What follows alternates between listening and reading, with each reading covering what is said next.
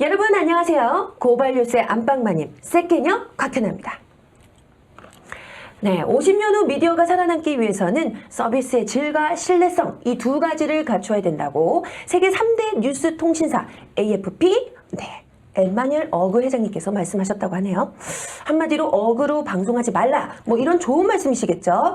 자, 그래서요 오늘 뉴스 초대석 사실은에서는 내년 재승인 심사를 앞둔 종편에 관한 얘기를 한번 해보려고 합니다. 그래서 모셨습니다. 방송통신위원회 양문석 상임위원님 어렵게 모셨습니다. 안녕하세요. 예, 안녕하십니까. 네, 굉장히 바쁘신데 나와주셔서 감사합니다. 예, 불러주셔서 고맙습니다. 네, 건강하시죠? 예. 네네. 이상호 기자님과 굉장히 친분이 있으시다고. 걔랑 안 친해요. 네, 선을 그으시군요. 네네. 근데 초반에 굉장히 저한테 뭐 물어볼 거 있으시다고 안 그러셨어요? 대답했잖아요. 세케녀가 뭐냐고 물어보라고 그래서 물어봤잖아요. 그리고 엔진 났잖아요. 그 섹시하고 개념 있는 여자라면서요. 네네. 한마디로 요약해 주셨네요. 제가 잠시 한번 편집점을 두고 이제 다시 하는 것처럼 해달라고 부탁드렸는데 역시 깐깐하시네요. 네. 한치 오차도 지금 용납치 않으시는. 네, 그렇다면 오늘 사실도 한번 기대해 보도록 하겠습니다. 네. 첫 번째 사실은 종편 개국 2년 성적은 낙제점이다. 지금요 종편이 출범한 지 지금 2년이 흘렀습니다. 벌써 2년이나 됐나요? 네. 근데 이 재승인을 앞두고 정말 좀 문제가 그동안 많았어요. 네. 5.18 광주민주항쟁과 관련된 이 편파 보도, 이 뭐 대표적인 케이스였는데 이 종편하면 편파, 왜곡 보도의 대명사다. 또 이 차별성 없는 저질 콘텐츠 굉장히 좀 많은 분들이 이런 인식을 가지고 계세요. 네. 그런데 또 한편으로 일부지만 이 다양한 프로그램 그리고 시청자의 볼 권리를 만족시키고 있다라는 평가도 있습니다. 요즘 굉장히 이슈되고 있는 프로그램도 많고요. 자, 종편 콘텐츠에 대해서는 어떻게 평가하고 계시나요? 예, 초기하고 또 한 2년 지난 네. 상황하고 좀 이제 차별적으로 봐야 되는데, 일부는 정상적인 방송의 모습들을 일부 띄기도 하고, 네. 그리고 또 일부는 여전히 반공장사하고, 네. 광주 민주화 운동을 북한군의 소행이다 하는 정말 상식과 도를 넘어서는 그러면서도 그런 이야기를 해주기를 기대하는 우리나라 60대, 70대, 80대의 보수 우파적 사고를 갖고 있는 시청자들을 향해서 계속해서 당근만 던지면서 방송하는 채널들도 있고 해서 전체적으로 초기에 조선일보, 중앙일보, 동아일보 그다음에 매일경제신문이 갖고 있던 이미지가 방송으로 오면서 오히려 심화되는 채널도 있고 그다음에 분화되고 신문과 방송을 차별하는 채널도 있고 해서 조금씩 전체적인 종편 채널의 특징들이 이제는 뚜렷하지는 않으나 이 나눠지기 시작하는 시점이고 일정한 이제 성숙기로 들어오는 그러면서 시청자 군을 형성해 내고 있는 이러한 시점이 아닌가 그렇게 생각합니다. 노력하는 종편도 있다. 모든 종편들이 노력을 해야 살 것이고 앞서 이야기했던 AP 회장 이야기대로 그 사람들도 신뢰와 서비스라는 부분, 공신력, 매체가 공신력이 없었을 때는 매체가 아니게 되는 것들을 안단 말이에요. 그런데 자기들이 급하기 때문에 그리고 자기들이 쫓기기 때문에 왜 그러냐면 3천억 이상의 자본금들을 상당 부분 지금 갉아먹었단 말이에요. 그런 상황에 있어서 급하고 쫓기기 때문에 당장 이 뽕을 맞는 사람입니다. 당장 슬프고 힘들고 괴롭기 때문에 뽕을 맞으면서 자신의 몸을 지탱시켜 나가는 사람도 있고 계속해서 자신이 운동하고 끊임없이 참아내고 해서 마약을 끊는 사람이 있으면 그 마약을 계속해서 흡입하는 채널들이 또 여전히 있고 그 다음에 그 마약으로부터 벗어나려고 나름 노력하고 있는 채널도 있다. 이렇게 봐야 되는 거죠. 그렇군요. 자, 그런데요, 지금 재승인을 앞두고 있습니다. 그래서인지 종편 이 사사에 굉장히 좀 예민해진 것 같아요. 네. 모두 다. 특히 JTBC, 네, 손석희 전 성신여대 교수를 영입하고 지금 뭔가에 변신을 하려는 모습을 많이 보여주고 있고요. 그리고 또 나머지 3사도 각각 차별성, 뭐 시청률 등 굉장히 재승인에 신경을 많이 쓰고 있는데 네. 이게 어떻게 영향을 미치나요, 재승인에? 예, 어쨌든 재승인이라는 이 제도가 네. 이제 이런 모습들을 기대하면서 만들어 놓은 제도잖아요. 네. 3년마다 재승인을 하거나 2년마다 재승인을 하거나 5년마다 재승인을 하는 이유가 이 재승인 기간 동안에 자기들 마음대로 놀고 찍고 까불다가 재승인 시즌이 들어오면 그동안에 약속해놨던 수많은 공약들을 지켜야 되거든요. 네. 그렇기 때문에 이제 뭐 처음에는 공정성 하겠다고 했다가 이 편파부더의 전형처럼 네. 프로야구 있잖아요. 네네. 롯데 해설자가 있고 삼성 해설자가 있고 하면서 편파 해설을 하면서 이 부산 지역의 팬들을 끌어당기고 네. 대구 지역의 팬들을 끌어당기던 이러한 행태의 모습들을 보였던 게 종편이었잖아요. 네. 네, 그런데 재승인을 앞두고 공정성, 공공성 장르에서 계속해서 이런 문제들이 발생을 하면 벌점 먹고 그 벌점이 재승인 취소 사유까지 이제 되기 때문에 일정하게 재승인 시즌이 들어오면 또 착한 채, 아름다운 채, 우아한 채, 공신력 있는 채 네네. 이제 할 수밖에 없는데 그나마 그렇게라도 하는 게 네. 방송법에서 규정하고 있는 재승인 심사라는 제도가 있기 때문에 한다. 이렇게 이해를 하십니다. 아우, 네. 정말 재승인 이 시스템이 꼭 필요하겠다라는 생각이 들어요. 네. 네. 그렇다면 성적은 낙제. 네? 이럴 때 또 이제 질문을 해줘야 되는 게 어떤 질문? 이 재승인 제도가 꼭 필요할 것 같은 제도인 것 같은데 네. 무력화되는 경우나 의미 없는 경우도 발생하지 않을까요? 라고 질문을 해주셔야 됩니다. 네. 근데 제가 생각해 보기에는 이 재승인 시스템이 꼭 필요하긴 하지만 뭔가 좀 무력화되거나 좀 무의미해지지는 않을까요? 무의미해지는 경우가 있지는 그렇죠. 않을까요? 네. 이제 그래서 그게 이제 제가 답변을 하려고 그러셨구나. 잠시 시비를 걸었는데 네네. 이 재승인 심사가 엄격하고 스스로가 권위를 찾지 못하면 네.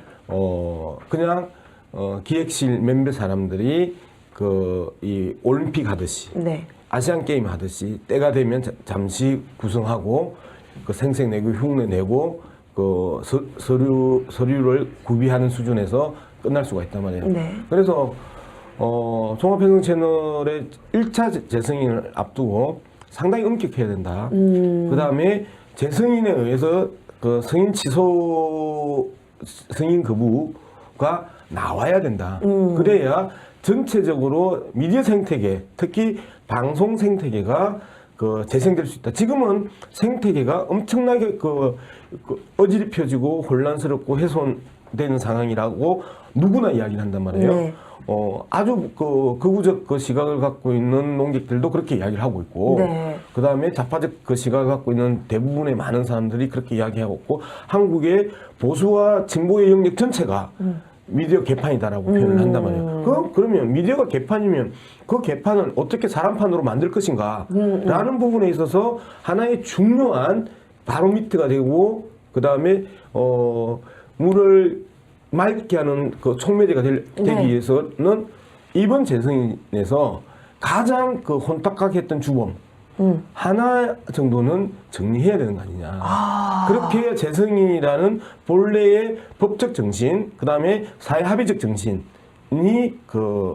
재생될 것이고 살아날 것이고, 네. 말 그대로 무의미한 재승인 심사가 아니라 의미 있는 재승인 심사로서 한국의 방송 생태계의 상당 부분의 정화적 이 기능을 할 수 있도록 네. 해줘야 된다.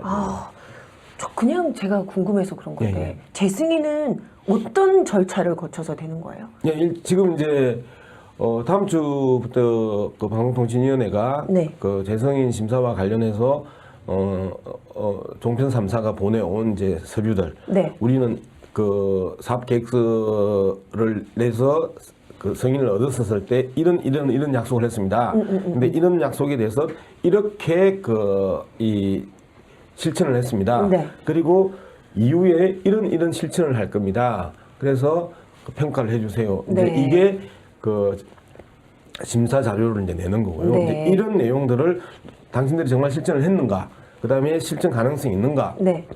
이런 부분을 이제 방송통신의 사무국에서 네.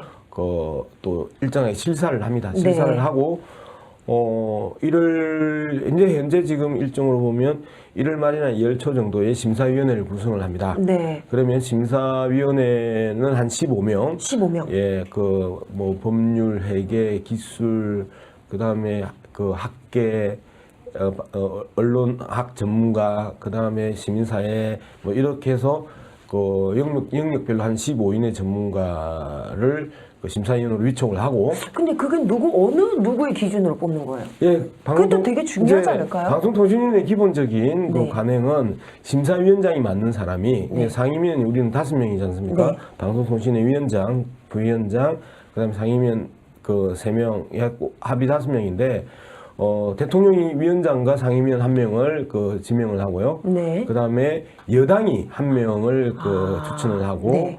그다음에 그 야당이 2명을 추천을 합니다. 아, 그래서 네. 5명이 구성되고 정책 결정을 할 때는 위원장이나 상임위원이 다 한 표입니다. 그래서 이제 그렇게 결정을 하는데 그동안에 이제 그 5인 합의를 통해서 심사위원장을 그 5인 중에 1명을 뽑고 네. 그 심사위원장이 심사위원회를 구성을 합니다. 그리고 위원장이 거기에 이제 최종 결정을 하는 이제 이 시스템인데 이 부분부터 네. 그 가능한 공개적으로 그 가자. 좀 투명하게. 예. 이제 이런 부분이 시민사회에 이제 상당한 강한 요청이 그럼요. 있고 예. 했는데 저는 이게 그런 부분까지 확보하기가 좀 그 현실적으로 안에 있으면 그동안에 제가 뭐 지상파 DMB 심사나 이 여러 가지 제가 재승인 심사위원장을 했었어도 대부분 제가 심사위원장일 때는 제가 이 선수다 전문가라고 생각하는 사람들을 뽑아서 그 확정을 해 왔었거든요. 그리고 다른 파트를 서로 간여를 안 했었어요. 네. 지상파 심사위원장도 어제 이제 우리 지상파 심사를 최종적으로 마무리를 했는데 이제 그런 그 관행들이 있고 하기 때문에 그 관행들에 대해서 그 투명하게 하자라고 이야기는 분명히 하는데 이런 관행들을 그 깨기가 상당히 어렵지 않을까. 그런 그 부분이 현실적으로 있습니다. 네, 이것도 좀 고민해볼 문제인 것 같아요. 그렇죠. 약간. 네. 지상파나 뭐 케이블이나 그 지상파 DMB 심사 때는 전혀 하지 않는데 왜 하필이면 종편 종편을 때. 하냐라고 그 반대할 논리들이 충분히 있는 것이고. 네, 그러니까요. 그리고 네가 심사위원장 할 때 심사위원 구성할 때 그렇게 안 해놓고 왜 종편 때는 그렇게 하자고 하냐라고 하는 그 반발 논리들이 그 현실적으로 그 존재하는 거잖아요. 네. 그렇기 때문에 종편을 바라보는 시선들이 이제 그 보수적 입장을 갖고 계신 분들은 잘하고 있는데 왜 종편처럼 저렇게 잘하는 데가 그동안 뭐 있었냐라고 하는 분들이 그 상당 부분 계신단 말이에요. 네. 현실적으로 존재하고. 네. 그다음에 일정한 이 진보적 사고를 갖고 계시는 분들, 개혁적 사고를 갖고 계시는 분들은 저거 쓰레기 아니냐라고 그 당의 이야기를 하고 보지도 듣지도 않는다. 그렇죠. 뭐 전파납니다. 예, 네. 말씀하시는 분들이 있는데 어쨌든 종합방송 채널이 전체 4%에서 5%의 시청률을 가지고 있단 말이에요. 네. 그 합의. 네. 그러면 뭐 KBS나 MBC나 SBS의 평균 시청률 각 하나의 평균 시청률만큼이나 4개의 합의 그 정도 나오고 있기 네. 때문에 내 쌍둥이라고 저는 이제 이야기를 계속 해왔는데 그 쌍둥이가 뭐 1난성인지 2난성인지에 대해서는 아주 얼버무리면서 네. 내 쌍둥이가 갖고 있는 힘이 4~5%의 시청률이다. 그리고 그 정치적 이 이벤트가 있을 때마다 결정적인 영향을 미치고 미쳤다. 있어요. 네. 라는 부분에 있어서 종편을 바라보는 다양한 시선들이 있다. 네. 그 시선들을 다 만족시킬 수는 없는 것이고 거기에 최대한의 이 교집합들을 만들어서 방송통신위원회가 삭혀야 되는 거잖아요. 네네네. 그런 게 있습니다. 쉽지 않은 문제인 것 같은데요. 자, 그럼요. 두 번째 사실은 종편은 그 자체로 특혜 백화점이다. 아, 이 종편이 받은 특혜들이 처음부터 굉장히 논란이 됐었습니다. 근데 이 가운데서 이 의무전송이 대표적이라고 하는데 이 의무전송이 뭐예요? 예, 지금 한국에서 그 그 재전송이라 하면 네. 그 지상파가 무선으로 그 안테나 작은 접시 안테나든 어떤 안테나든 안테나로 바로 받으면 우리가 그 돈을 수신료 2,500원만 내면 되는데 네. 그 대부분 우리나라의 그 거의 한 90% 이상의 그 시청 가구들이 유선 케이블이나 IPTV를 통해서 보잖아요. 네네네네. 집에서도 케이블 보시죠? 그럼요. 저는 쿡TV. 쿡TV? 네. 그 있어요. 그 KT, 그 쿡TV. 그 IPTV. 네. 예, IPTV의 쿡TV. 예. 네. 이제, 그래서 우리나라에 그 3대 유료방송이 이제 있는데 케이블 TV, 네. 그 다음에 그 IPTV, 네. 그 다음에 스카이라이프. 네. 이제 이 세 가지가 있는데 이 유료 방송들 돈을 받잖아요. 네. 그런데 이 유료 방송들이 반드시 이 채널은 그 무조건 그 보내줘야 된다라고 하는 게 의무 재전송 채널인데 우리나라에서 현재는 이전에는 두 개밖에 없었잖아요. 네. KBS 1, 그다음에 EBS가 의무 재전송 채널입니다. 네. 그런데 그 종편이 나오면서 네. 종편 채널도 다 의무 재송송 채널을 넣었단 말이에요. 어허. 그러면 이게 어떤 의미를 갖고 있느냐 하면 모든 그 채널 사업자들 예를 들면 뭐 OCN이든 뭐 많잖아요. 그런 네. 채널들은 그 케이블이나 IPTV나 스카이라이프에 들어가기 위해서 매번 이 협상을 합니다. 네. 그러면 부산 지역에는 OCN이 안 나올 수가 있고 네. 다른 지역은 OCN이 나올 수가 있어요. OCN이 거기에 못 들어갔기 때문에 그러면 계약 그 관계에 있어서 금액이 적거나 그 뭐 문제가 있어서 하면 그래서 전국을 커버를 못 하거든요. 그렇군요. 근데 의무 재전송은 전국을 다 그 한꺼번에 넣어줘야 되는 채널이란 말이에요. 네. 그러니까 우리가 이제 채널 그런 OCN 같은 걸 PP라고 그래요. 네. 그 뭐 종편들도 이제 PP라고 그래요. 근데 이 PP들이 다 계약에 의해서 그 엮는데 그 채널이 나가는데 이 사람들은 계약 없이 일방적으로 법으로 의무적으로 송출하게 해놨기 때문에 네. 그 엄청난 특혜를 가지고 그러네요. 돈을 내고 들어가야 되는데 돈을 안 내고 들어가는 거잖아요. 또 다른 뭐 특혜들이 또 굉장히 많아요. 그렇죠? 지금 특혜 얘기를 계속 하고 있는데 또 굉장히 또 문제점이 되고 있는 것 중에 하나가 광고 영업을 이 언론사가 직접 할 수 있더라. 뭐 이게 또 특혜 중에 하나로 꼽혔습니다. 네. 예, 뭐 당시 그 방송법 개정 과정에 있어서 이제 2009년인가요? 2009년 7월 달에 네. 그 소위 말하는 언론법 날치기가 이제 그 발생을 하잖아요. 그래 이제 그 당시에 이제 그렇게 종합방송 채널을 이제 빼놨던 거를 근데 그 유예를 시켜준 거죠. 유예를 2년 유예를 시켜줬던 거고 이제는 곧 이제 그 부분에 대해서 이 직접 영업을 못하게 이제 합니다. 그래서 네.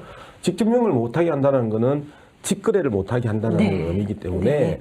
그 비판적 기사를 예를 들면 TV조선이 삼성의 비판적 기사를 썼어요. 네. 그리고 시청률 낮을 때 한번 던졌어요. 네. 그런데 이게 메인 뉴스 시간에 시청률이 가장 높은 그 프로그램을 할 때 그 넣지 마라, 한 봐주라 하면서 삼성이 광고를 뭐 한 1억 줄게 하면 언론이 그 정치 권력과 자본 권력을 그 감시하고 견제해야 되는 게 저널리즘이고 그게 그렇죠. 언론인데 그런 역할이죠. 그 역할 자체를 광고주의 돈에 의해서 네. 무너져 버리면 네. 그건 언론이라고 할 수 없는 거잖아요. 그렇죠. 이제 그런 측면에서 보면 이 직거래를 못하게 하는 거죠. 방송사와 광고주가 직접 못 만나고 네. 중간에 미디어랩이라는 시스템을 통해서 한번 거쳐서 네. 가는. 그래서 우리가 업계 전문용어로 원 쿠션 먹고 들어가는 이제 네. 이런 쏙쏙 들어오네요. 네. 이 민주적 제도가 미디어랩이라고 합니다. 아, 그렇군요. 이 꼭 필요한 반드시 제도 필요한 같아요. 거죠. 네. 그래서 어쨌든 거기에서 이제 특혜 논란이 이제 발생할 수 있는 게 지금 그런데 종편은 그걸 거치지 않고 직접적으로 광고를 따고 있다라는 말씀이신 거죠? 이제 그래서 유예를 시키는 것도 특혜고 네네. 그리고 이제 종편 입장에서는 좀 더 유예를 연장해 달라. 그렇죠. 이제 굉장히. 이야기를 하는데 이제 그 부분에 대해서는 뭐 새누리당이나 네. 이 보수 권력들 자체가 네. 부담스러워해서 그건 더 이상 문제 제기를 안 해서 지금 상황에서는 방송통신위원회가 내년 초에 미디어랩을 허가할 예정입니다. 아, 다행이네요. 네, 그나마. 미디어랩 체제 안에 들어올 겁니다. 아, 그러네요. 어쩐지 종편을 보면 고발뉴스에서 나오는 기사들이 안 나오는 경우가 굉장히 많더라고요. 네, 그런 부분은 고발뉴스에서 안 나오는 기사가 나올 수 없는 구조가 네. 고발뉴스처럼 어떤 광고주도 네. 쳐다보지 않는 오히려 광고 주면 그 돈 가지고 그 광고주를 비판하는 네. 이런 데는 절대 돈이 안 되는 거죠. 너무 저희 고발뉴스 매력 없게 평가하시네요. 아니 그게 얼마나 매력이 있는데 한국의 기업과 그 네. 정치 권력을 이 여가 장치 없이 비판할 수 있는 것 그럼요. 종사하는 건 자체가 행복인 거죠. 그렇죠. 저희만큼 이렇게 또 정말 제대로 된 이 정찰견 역할을 하는 언론 네. 없으리라고 생각합니다. 저도 방송통신위원회 들어가기 전에 그렇게 살았는데요. 네. 방송통신에 들어가서 공무원으로 사니까요. 네. 가릴 것도 많고 걸릴 것도 많고 해서 네. 아주 자제하고 삽니다. 말씀 한마디 끝에 뭔가 그 큰 의미심장한 뭔가가 있는 듯한 네, 그런 느낌이 드는데요. 네, 알겠습니다. 그럼 이쯤 하고 넘어가죠. 네, 세 번째 사실은 내년 자격 미달 종편 꼭 퇴출시킨다? 지금요, 위원님께서는 진짜 철저한 기준, 엄격하게 평가를 해야 된다라고 말씀을 하셨는데 네. 근데 이경재 위원장님은 시간이 좀 더 필요하다라고 말씀을 하셨어요. 지금 종편 살릴 것이냐, 죽일 것이냐, 지금 쥐고 있어요. 네, 이 방통위도 고민이 굉장히 많으실 것 같아요. 제가 보기에는 그게 고민하는 것 같지는 않고. 아, 그래요? 죽이냐, 살리냐 이런 심각한 고민 안 하세요? 살린다라는 표현이 아주 좋은 표현인데요. 네. 종편 전체를 살리기 위해서는 그리고 방송 전체를 살리기 위해서는 한두 개 이상은 정리를 해야 됩니다. 종편 4개가 현 체제로 가면 서로가 서로의 살을 깎아먹고 피를 빨아먹는 이러한 이 상호 공멸적 관계가 유지될 수밖에 없습니다. 그렇기 때문에 현재 한국의 한국 시장이 종편을 바칠 수 있는 개수는 1개 정도입니다. 1개. 예. 1개 정도는 한국의 현재의 경제력으로 바칠 수는 있지만 현재 광고 시장이나 이런 협찬 시장이든 컨텐츠 시장이든 전체적으로 1개 정도가 그나마 살 수 있는 조건인데 지금 4개를 던져놓은 거잖아요. 네. 상당히 정쟁적 판단, 저는 정치적 판단이 아니라고 생각하는데 정쟁적 관점에서 좌파에 유리한 언론을 대거 양산했던 체중 체제가 MB 정권에서 이 4개를 던져놨기 때문에 네. 이 4개도 죽을 맛인 거예요. 예를 들어서 채널A의 이영돈의 먹거리 그런 네. 프로그램 있잖아요. 네, 엑스파일. 거기가 시청률이 가장 높잖아요. 그렇죠. 그런데 이영돈의 먹거리 엑스파일인가 거기에 광고를 주면 다른 이 종편사에서 그렇죠. 왜 우리는 안 주는데? 그렇죠. 이영돈이라는 프로그램한테 준 게 아니라 채널 A한테 너가 왜 광고 주고 우리는 안 주는데? 그런 식으로 이렇게 돼버리는 거죠. 이제 이런 측면에서 서로가 지금 거의 피해 축제를 하고 있다라고 하기 때문에 한 개를 죽여야 전체가 산다라는 거예요. 그리고 차츰 이렇게 정리해서 전국에는 1개 정도의 종편 채널을 놓고 지상파와 경쟁하게 하면 지금 우리나라가 그나마 컨텐츠가 국민의 눈높이에 맞는 네. 그리고 상식과 이성적 합리적 관점에서 맞는 네. 컨텐츠가 KBS, MBC, SBS 뉴스 빼고 네. 가 일정하게 맞다 하면 지금 이제 치고 올라오는 TVN 같은 하나 그다음에 종편 4개가 그럴 가능성은 있다. 그런데 시장이 못 받쳐주기 때문에 드라마도 싸구려. 그리고 처음에는 제작하다가 이제는 다 사서 틀잖아요. 지상파 틀었던 거 재방송하거나 외국에서 싸게 사와가지고 틀고 이러면서 유통 브로커로 변질돼 버린 거죠. 그래서 이제 이런 측면에서 보면 한계 적어도 이번 제어가 심사 때 한계 정도는 죽여야 전체가 산다라고 저는 이제 판단하는 거고요. 네네네. 이거는 정책적 의지고 방송통신위원회 상임위원으로서의 양문석의 정책적 의지고 이후에 네. 방송통신위원회 5명이 동일한 입장을 가질 수 있을까? 이제 또 이게 이 심사 기준이 그래요. 조건부 재승인 또는 재승인 취소거든요. 조건부 재승인 또는 취소. 예. 그래서 예를 들면 천점 만점에 650점 미만이면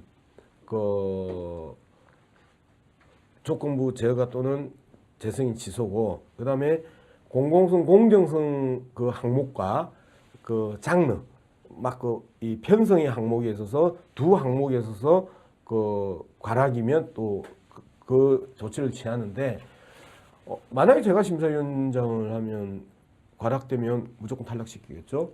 근데 다른 분이 하면 조건부 재승인이 될 가능성이 높은 거죠. 그렇습니까? 참 좀 내년 심사 결과가 좀 기대가 됩니다. 어떤 결과가 나올지. 어쨌든 뭐 핵심 관전 포인트는 누가 심사위원장이 되느냐, 그리고 그 심사위원장이 심사위원을 어떻게 구성하느냐, 핵심이네요. 그리고 그 심사위원단이 정말 한국 사회의 방송의 정상화, 지금은 그러니까 비정상이라는 거죠. 네. 방송의 정상화 그리고 종편의 정상화를 명확하게 의지를 갖고 그 목표를 향해서 심사를 하면 네. 좋은 결과가 있을 거라고 봅니다. 저희도 좋은 결과가 있었으면 좋겠습니다. 예. 네, 꼭. 네. 그래서 저희도 좀 마음 놓고 채널 돌릴 수 있는 그날이 좀 왔으면 좋겠고요. 자, 오늘도 너무 바쁘신데 이렇게 와주셔서 너무 감사합니다. 오늘 저희가 3가지 사실을 확인할 수가 있었거든요. 첫 번째 사실은요, 종편개국 2년 성적은 낙제점이다. 네, 지금 낙제점이죠. 그렇죠? 저는 그렇게 생각합니다. 네, 사실은으로 밝혀졌고요. 사실은 두 번째 사실은 종편은 그 자체로 특혜 백화점이다. 특혜 백화점 맞는 걸로. 네, 그렇죠. 사실은 그렇습니다. 지금 옆에서 계속 이렇게 추임새 넣어주시니까 맞는 것 같아요. 정말 사실입니다, 여러분. 세 번째 사실은 내년 자격 미달 종편 꼭 퇴출시킨다. 네, 이건 양 위원장님은 꼭 하나 퇴출시키고 싶다라고 네, 의지를 표명하셨다고. 네, 이 의지는 사실로 밝혀졌습니다. 여하튼 오늘 말씀 너무 듣다 보니까 하여간 2월 달에 그 결과가 네, 어떻게 나올지 저희가 또 한번 지켜보도록 하겠습니다. 저도 궁금합니다. 이 또 심사위원 분께서 또 궁금하시다니까 저희도 네, 어떤 결과? 저는 심사위원이 아니고 이제 심사위원회를 구성을 해야 되니까. 구성에 대해 지켜보는 입장이신 거군요. 제가 심사위원장이 될 수도 있고. 될 수도 있고 안 될 수도 있고. 되기를 기원합니다. 줄까요? 되기를 저희 고발뉴스는 기원합니다. 네, 자 그러면요. 자, 내년 2월입니다. 여러분, 재승인 심사 여부, 종편이 사느냐, 죽느냐, 여러분 어떻게 될까요? 네, 많은 관심 부탁드립니다. 자, 지금까지 저희가 꼭 알아야 될 사실만을 전달해 드리는 뉴스 초대석 사실은 지금까지 한 가지만 정확하게 죽여야 산다라는 결론을 내주는 게 맞습니다. 종편 하나를 죽여야 다른 종편 3개가 산다. 네, 또 이 마지막에 엔딩에 이렇게 또 갑자기 말씀하시는 게스트는 난생 처음입니다. 저 머리 털라고 말씀드리겠습니다. 죽이냐 사느냐가 아닙니다. 죽어야 전체가 산다라는 아주 오늘 명언을 남기고 가신 양문석 상임위원장님 너무 감사하고요. 자, 다음 시간에도 저희 제대로 된 사실만을 뽑아서 여러분들 찾아뵐 것을 약속드릴게요. 여러분 감사합니다.